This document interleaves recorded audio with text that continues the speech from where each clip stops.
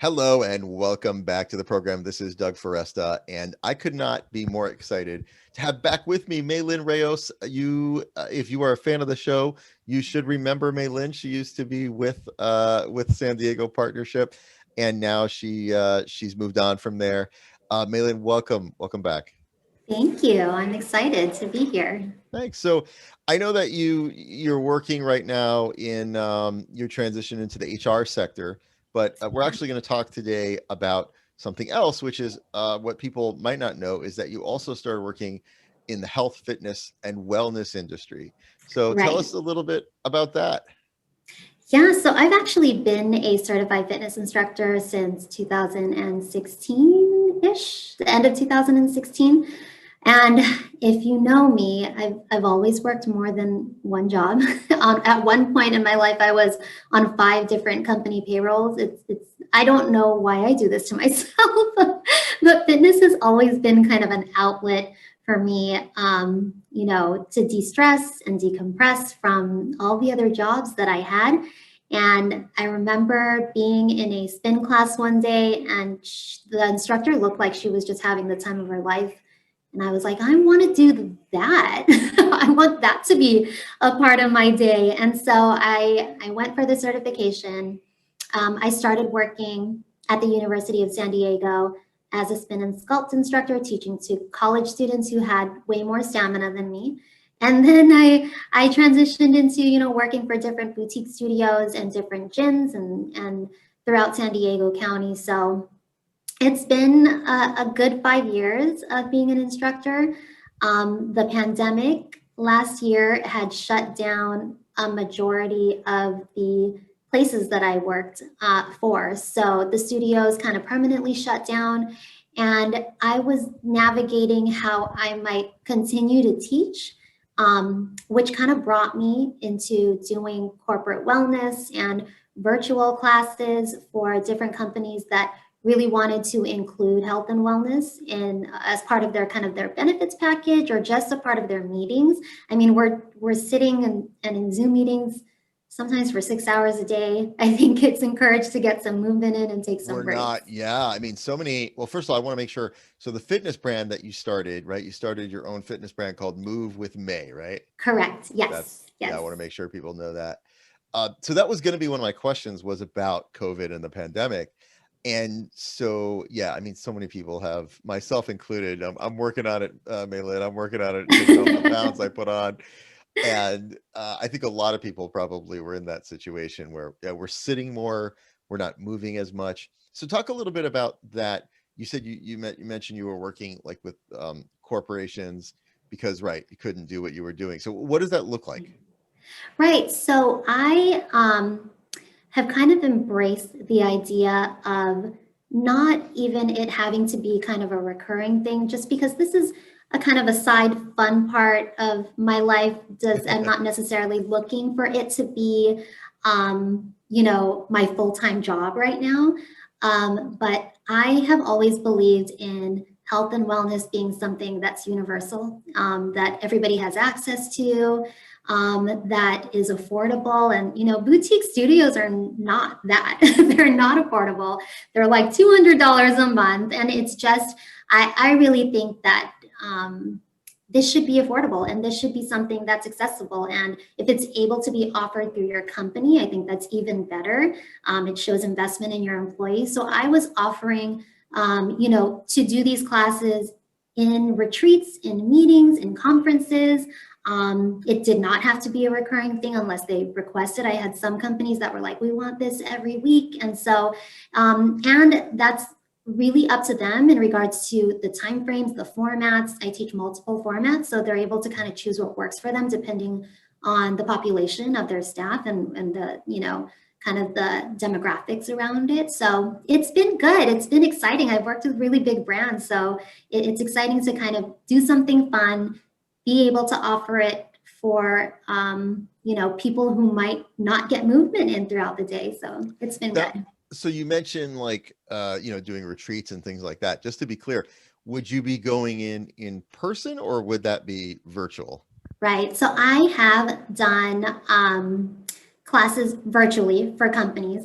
I do have, now that individuals are kind of, and staff members are kind of coming back into the office, I have some requests to come in person, which Yeah, I would love to do. I think it's great to kind of yeah. finally meet people that I've been seeing on a screen on a weekly basis. So it could be either or, whatever works for the company. I So the other thing that some people might assume that having a fitness brand is an easy thing. You make your logo and then you do some exercises or whatever. But in fact, I'm sure it's a lot of work. Can you talk about some of the assumptions that maybe people that you face when you tell people, "Hey, I have a fitness brand"? Right, right. I can tell you it is a challenge in terms of the competition in the industry.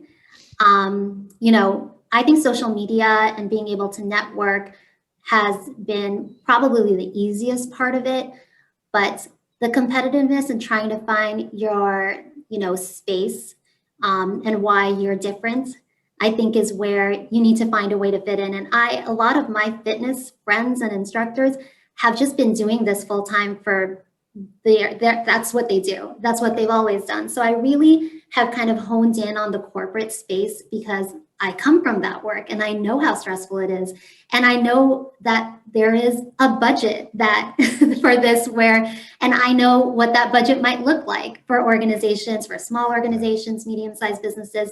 And I am so much more than willing to kind of work within that budget and kind of work for, I really want to empower people to take care of their health. I think this past year has given people a reason to really focus on their health. I mean, we've lost 500,000 people, and Yeah. to this pandemic. And if you had underlying conditions and you didn't know that, it kind of brought that forth and brought that to light when you had, or I would say to dark, when you Yeah. had, Yeah. when that pandemic came out and, that the COVID you know, kind of put the health in the forefront, I think, of everyone's mind.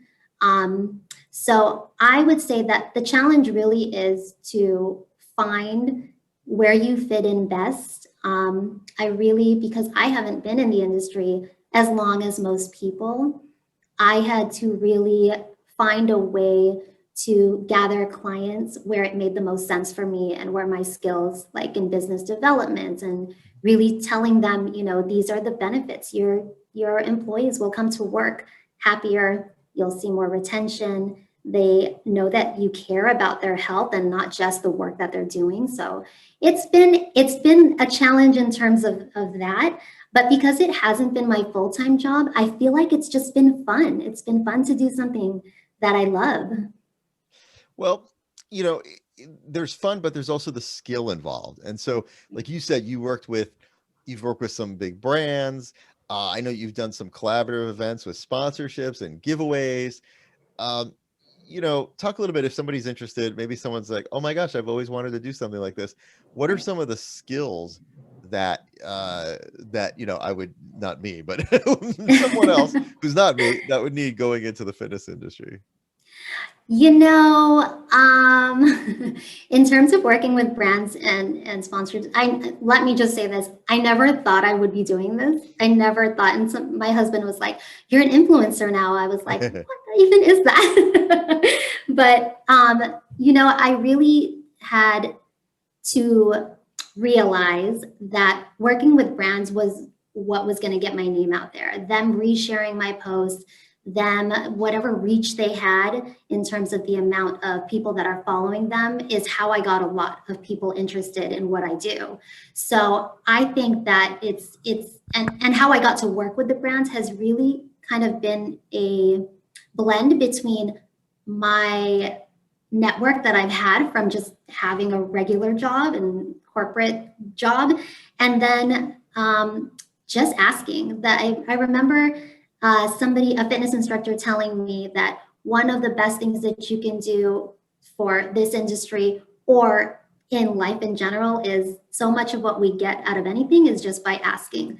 The worst they could say is no. So I literally would just ask brands if they wanted to work with me, tell them how I might be able to, I always kind of suggest that this can be a very mutually beneficial kind of relationship between the two of us, and I'd offer them kind of a free class. And so having to work with brands has been so new to me, but I've taken the business development skills that I've always had in workforce development and just transitioned them, those transitional skills. I've Oh, transitioned them over. that's great. Yeah, that's right. Exactly. You learned all that. It's like, right. You can take it from one step to the other.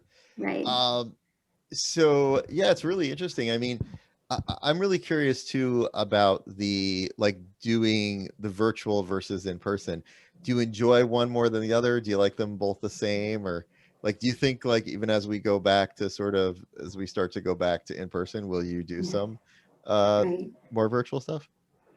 I love in person more than I love virtual. And I Yeah. think it's just the energy that you get from other people. Yeah. Through Zoom, it's, people love to turn off their cameras. So it's Yeah. almost like talking to, Yeah. like you're teaching to a kind of an empty room. And I totally understand. Sometimes group fitness can be a little bit intimidating. So I get why people either don't come in person to classes or turn off their camera virtually. Yeah. I do see the opportunity though.